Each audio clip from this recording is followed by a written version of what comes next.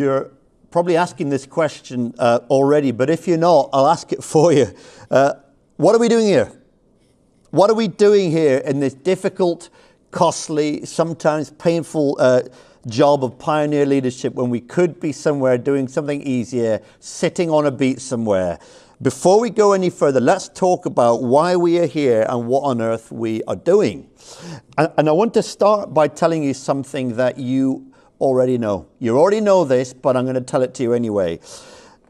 Whatever place you live in, whatever town or city or village, spiritually speaking, if it's in the UK, spiritually speaking, it's going to be in a fairly desperate sort of state spiritually. Apart from all the sort of families that are breaking up, and apart from all the poverty and drug abuse and domestic violence and homelessness, apart from all the epidemic of mental health that our young people and young adults are going through, apart from all of that, the church, the collective people of God is on his knees, and there's no point painting a picture different from that. We know that less than 2% of people nationally attend a Church of England church, and nearly 50% of those are 65 years and over. We know that only 0.6%, and that's 0.6% of 18 to 24-year-olds attend any kind of church whatsoever. If you walk down a crowded street in any town or city or village in this country, count 100 people, on average, the first 93 of those are going to an eternity without Jesus. If you go somewhere where young adults hang out, a concert or a college, count 500 of them, the first 497 of those are going to an eternity without Jesus.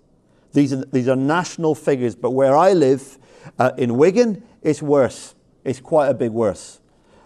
Approximately 1% of people are associated with any kind of Christian community in Wigan.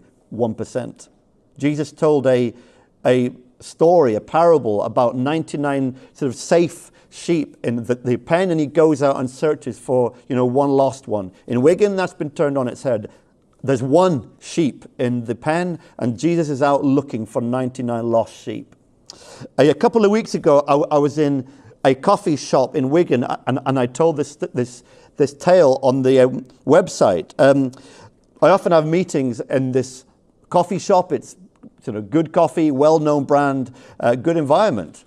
But every time I go into this coffee shop, I'm disturbed by a sign which is up on the wall in this coffee shop, and it says something like, not every coffee bean is good enough for us. Only 1% of coffee beans makes it through our roastery in London. Something like that. I'm always disturbed by the sign, and so on this day, there was nobody else in the coffee queue apart from me, and so I go up to the two young adults who are serving coffee, and I just came out with it, and I said, what happens to the 99%? And these two guys look at me like I am crazy. I get that look from my wife every couple of weeks. I'm used to it. And so I point to their sign above their heads, and I sort of say to them, what happens to the 99% of coffee beans? And the guy standing there turns and he looks at the sign, and I could tell in that moment that he's reading it. And then he turns and he looks at his mate, and then he looks at me, and then he says these words. He says, we have worked here for ages, and we have never read that sign. We don't know what happens to the 99%. And then he kind of gave a shrug, embarrassed kind of shrug, and he said, seems like a waste, doesn't it? And then he went back to making his coffee. They hadn't noticed their own sign. They must have walked past it, a million times. And they were so busy serving coffee, they had never even noticed it. This flagrant loss, this amazing waste happening under their noses, in their company, in their time, and they haven't even read it.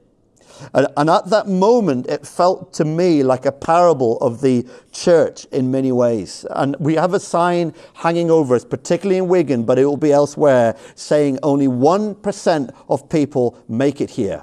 And we, all of us in the church, walk past this sign 1,000 times, and most of us, if truth be told, have never read it. What happens to the 99%? What happens to them? This flagrant loss, this amazing waste happening under our noses in our time, in our towns and villages, and most of us haven't even read the sign.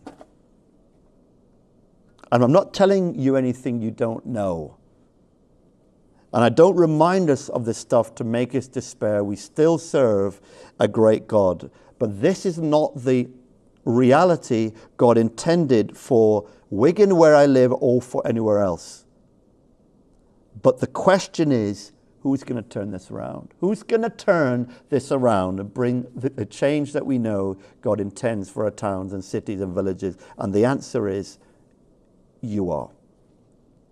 Because I believe with all my heart that God wants to bring his light and his life and his gospel to these places that we live. And I believe with all my heart that how he does it is not through a couple of superstars that sort of descend. What he does is he chooses loads and loads of ordinary and yet extraordinary people, and he places a call, a dream, a vision on their heart, and he says, go and do that.